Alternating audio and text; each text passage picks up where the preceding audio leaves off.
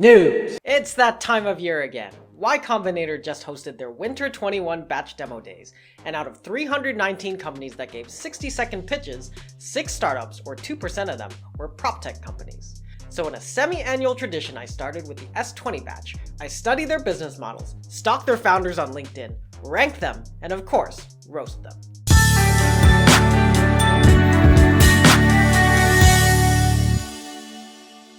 First, a disclaimer. I may say some mean things in here and bash these companies for problems in their business models. It's because they need to hear it. They're startups after all, and they're going to tweak their models a dozen times before their products mature. Incubators and VCs sugarcoat and pamper startups until they hit their stride, which is good for them but terrible for the client experience. It may make sense for a startup to abandon their small client base and pivot, but ask whether a client with a $10 million building wants a vendor to abandon ship after taking a leap of faith to use a startup. So as a potential client for Proptech companies, I gotta give it to them straight. If you're a part of these companies or you're working for the same subsector, take this as unfiltered constructive criticism. And some ground rules. Rankings are determined by a mix of my impression of the idea, how well the team is suited for it, my guess at the market size, and their potential to f over their clients after they pivot or are forced to monetize or exit through M&A. Alright, filter off. Coming in last place is Home, founded by Nicholas Lockhart and Benjamin Labra. Home is an all-in-one real estate marketplace that helps landlords find tenants, collect rent, and manage their properties in Latin America. I f***ing hate marketplace startups. It's not that the idea of marketplace startups are bad. Increasing market efficiency is great, but most marketplace startups are bad, especially in their early days when they're finding their footing. And they have 2 sets of clients to deal with, which requires double the customer service. The S20 ranking video had 3 marketplace startups, and they were all ranked in the lower half of that video. My idea to match marketplace startups with founders would probably have a ton of clients by now. This video is brought to you by Obliify. It identifies inefficient markets by crowdsourcing complaints of buying experiences of literally anything. Then it uses a sophisticated AI to scour LinkedIn for disgruntled employees who work in those markets and think there's gotta be a better way to sell it. These potential founders are then offered a spot into our incubator program and are literally spoon-fed a marketplace idea, a stupid name ending in able, ly, or ifi, and a 10-step instruction manual on how to launch. Download the app now and unicorn status will find you. Obliify. You think I'm joking, but the market size for marketplace startups is big enough to support this as a viable business model. Okay, back to Home. I'm sure VCs see geographic opportunity in a very competent pair of founders, but I see an overly ambitious business model that's failed in the US. Home takes on such a wide scope that it actually includes the business models of 2 other companies on this list. The marketplace portion, matching owners with renters and sellers, isn't uncharted territory. At its core, Home is a property listing site. It's the layers of services that make this a real challenge.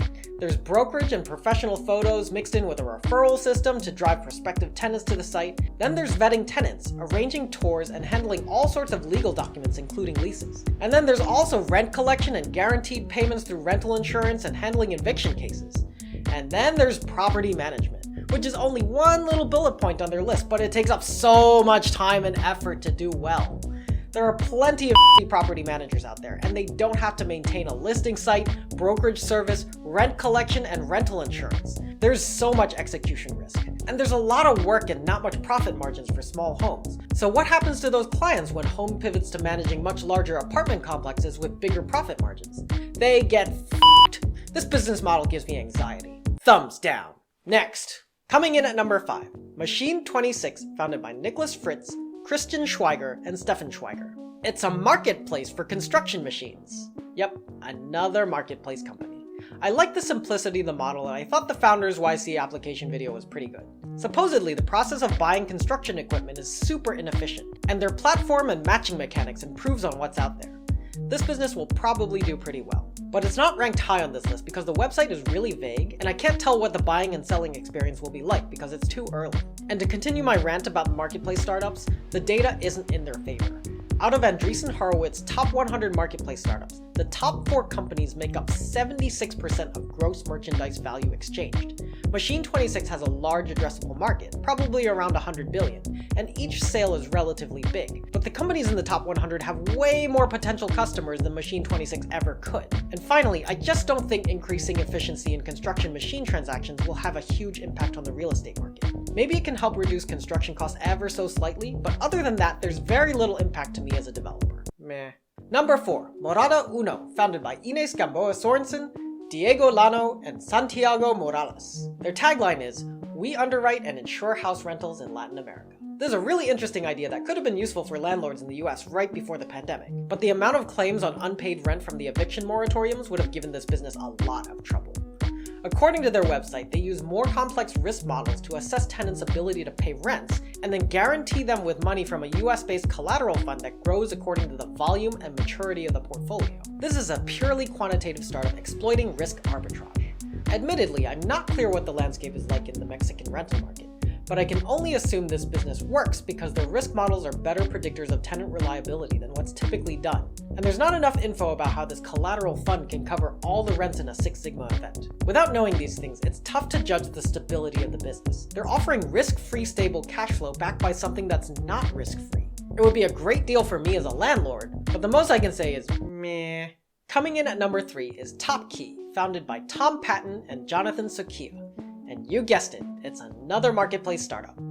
This one's a platform to connect investment homeowners with property managers. I actually like this idea because I have first-hand experience with this problem. If you're a remote landlord and don't want to be hands-on, a good property manager is necessary. But there's so many points to evaluate a manager on that it's hard to objectively compare them apples to apples. TopKey recommends 3 property managers from their database and compares them side by side across dozens of metrics so you don't have to build a comparison spreadsheet from scratch. Great solution to a very real problem, and the website is clear and simple to follow.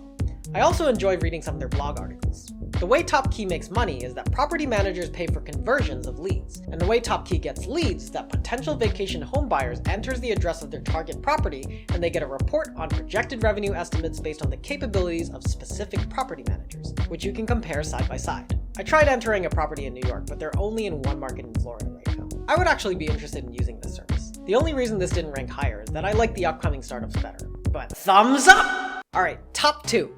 These business models are not quite twins, but definitely siblings with a common theme of making home buying more accessible. But before I reveal them, help make my channel more accessible by turning that like button blue and hitting the subscribe button if you like this content. It takes a ton of research to put these together, but it only takes one little click on your part to make YouTube suggest it to more people. Okay, here we go. Number 2 is Fractional, founded by Stella Hahn and Carlos Trevino. It's a platform for fractional ownership of residential investment properties. It's a pretty creative model that blends aspects of crowdfunding and iBuying with traditional real estate investment. The website lists investment properties submitted by buyer's brokers and vetted by Fractional, and investors can choose to invest fractional amounts of the closing price, like $10,000. If they want to leverage the investment, Fractional will buy up to 50% at a 3.5% interest rate for 30 years, and Fractional handles all the legal and financial acrobatics of splitting ownership and distributions for a 2% closing fee and 2% of the monthly rent. To put that in perspective, a typical real estate fund charges 2% of the assets under management every year, so this is way cheaper. Crowdfunding hasn't been too successful at bringing real estate investment to the masses, so Fractional gets a lot of credit for a new approach to the problem. I would almost consider this legal tech because setting up legal docs for co-ownership is a pain in the ass. But they've turned it into a template that they can make money off of. I am a little concerned about how they can sustain 3.5% loans for 30 years if they're an early stage startup that may not last 3 years. Nonetheless, thumbs up and bonus points for being clever. And finally, Homebase takes a very similar idea with slightly more altruistic goals, which is why it's my number 1 pick. It turns Vietnam's difficult lending environment into an opportunity. They raise money from high net worth individuals, institutions, family offices, and debt funds, not unlike a real estate developer like myself. The difference is how they deploy the capital.